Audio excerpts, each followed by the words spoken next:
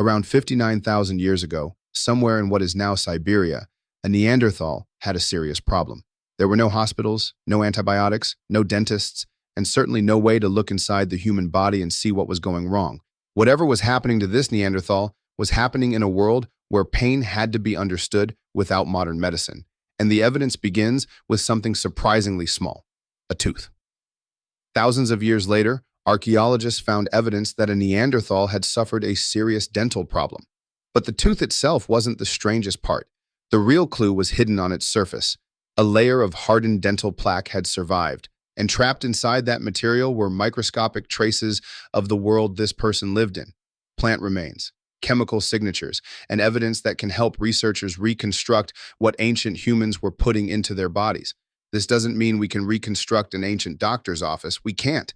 But it tells us something important. Neanderthals were not simply helpless victims of illness. They were observing their environment. They were eating plants. They were learning from experience. And in some cases, they may have been using substances that modern science recognizes as biologically active. One of the most interesting examples involves poplar. Poplar bark contains salicylate compounds related to the chemistry behind modern aspirin. That does not mean a Neanderthal was making aspirin. They weren't. But it raises a much more interesting possibility. What happens when generations of humans repeatedly notice that a particular plant changes how they feel? They don't need to understand chemistry. They only need to notice a pattern. Eat this. Feel different. Try it again. Over thousands of years, observations can become knowledge, and that knowledge could become survival. But medicine wasn't only about plants. Sometimes the problem wasn't an illness at all. It was an injury. And this is where the archaeological record becomes even more surprising. At Shanidar Cave in present-day Iraq, archaeologists discovered Neanderthal remains showing evidence of severe physical impairment. One individual appears to have survived with major injuries and disabilities that would have made ordinary survival extremely difficult. Think about what that means. A person who couldn't move normally would have had trouble hunting, trouble gathering food, trouble escaping danger, and possibly trouble even moving around the landscape. Yet that person survived long enough for some injuries to heal. That changes the question. Instead of asking, how did this person survive alone? We have to ask something else. Who helped them? The archaeological evidence cannot show us exactly what happened inside that cave, but the survival itself tells us that other humans were part of the equation. Someone may have brought food. Someone may have protected the injured person. Someone may have helped them move. Someone may have simply stayed nearby. In other words, one of the oldest forms of healthcare may not have been a medicine at all. It may have been another human being. But there is another discovery that pushes the story even further.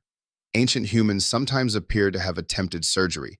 Trepanation is the deliberate creation of an opening in the skull. And archaeological skulls from prehistoric societies show evidence of this practice. Some of these openings were made with stone tools. The important detail is not simply that someone made a hole in a skull. It's that in some cases, the bone around the opening shows signs of healing. Healing means the person survived the procedure long enough for the body to begin repairing the damage. That is extraordinary, because whoever performed the operation didn't have antibiotics. They didn't have modern anesthesia. They couldn't see bacteria under a microscope, and they had no modern understanding of infection. Yet someone decided that opening the skull was worth the risk. Maybe it was an attempt to treat an injury. Maybe it was connected to pain or another condition. In many cases, we simply don't know. And that's an important part of the story. Ancient medicine is full of evidence, but it is also full of unanswered questions. Then there was the enemy humans couldn't see. Disease. A broken bone leaves evidence. A damaged tooth leaves evidence. But microorganisms are different. Bacteria, parasites, and viruses can affect a human body without leaving an obvious mark on the outside. For most of human history, people had no idea that microscopic organisms existed. They could see fever. They could see swelling. They could see wounds. They could watch someone become weak. But they couldn't see the underlying cause. That made illness fundamentally mysterious. And then humans changed the environment around them. Around 10,000 years ago, in different parts of the world, some human communities began relying more heavily on agriculture. At first, this sounds like an obvious improvement. More food, permanent settlements, domesticated animals. But there was a hidden cost. People began living closer together. Animals lived closer to people. Waste accumulated. Water could become contaminated, and pathogens gained more opportunities to move from one host to another. The same development that helped create civilization also created new opportunities for disease. A hunter moving across a landscape might encounter an infectious organism occasionally. A dense settlement creates something different: repeated contact, crowding, shared water, shared animals, and repeated exposure. This is one reason the history of human disease is not simply a story of medicine getting better. It is also a story of humans changing the conditions in which disease could spread. So, what actually happened when an ancient human got sick? There wasn't one answer.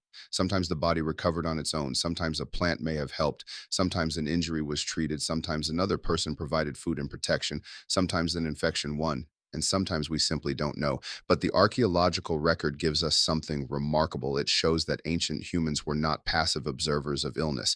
They were experimenting, they were observing, they were remembering, they were caring for injured members of their groups, and they were passing knowledge through generations. They didn't understand bacteria, they didn't know about antibiotics, they didn't have hospitals, but they had something that may have been just as important for survival: experience and each other.